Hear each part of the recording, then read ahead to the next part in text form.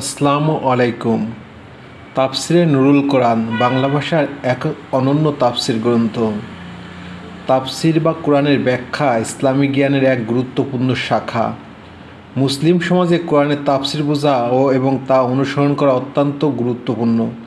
বাংলা ভাষায় কোরআনের ব্যাখ্যা সম্বলিত গ্রন্থগুলোর মধ্যে তাফসিরে নুরুল কোরআন একটি অন্যতম শ্রেষ্ঠ পূর্ণাঙ্গ তাফসির গ্রন্থ। তাফসিরে নুরুল কোরআন গ্রন্থটি লিখেছেন মাওলানা মোহাম্মদ আমিনুল ইসলাম। এটি 30 খণ্ডে সমাপ্ত, যা বাংলা ভাষায় একটি পূর্ণাঙ্গ তাফসির হিসেবে স্বীকৃত।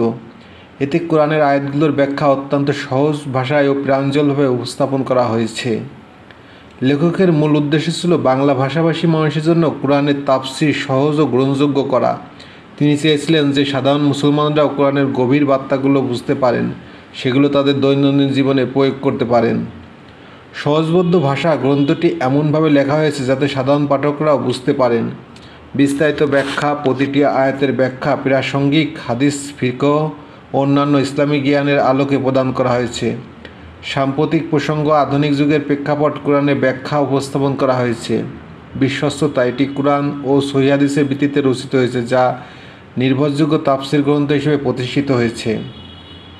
প্রকাশনা ও প্রভাব: 1981 সালে এই গ্রন্থের রচনা শুরু হয় এবং 1998 সালে এটি সম্পূর্ণ হয়। এটি প্রথমে মাসিক আল বালাগ পত্রিকায় প্রকাশিত হয়, পরে সম্পূর্ণ তাফসির গ্রন্থটি গ্রন্থ আকারে প্রকাশ করা হয়। আজ এটি ইসলামপ্রিয় বাঙালি পাঠকের মধ্যে ব্যাপকভাবে সমৃদ্ধিত হয়েছে। তাফসিরে নুরুল কোরআন বাংলা ভাষার একটি মহামূল্যবান সম্পদ।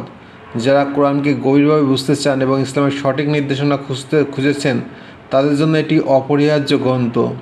এটি শুধুমাত্র একটি তাফসির নয়, বরং এটি মুসলিম জীবনের প্রতিটি ক্ষেত্রে দিক নির্দেশনা প্রদানের একটি গুরুত্বপূর্ণ উৎস।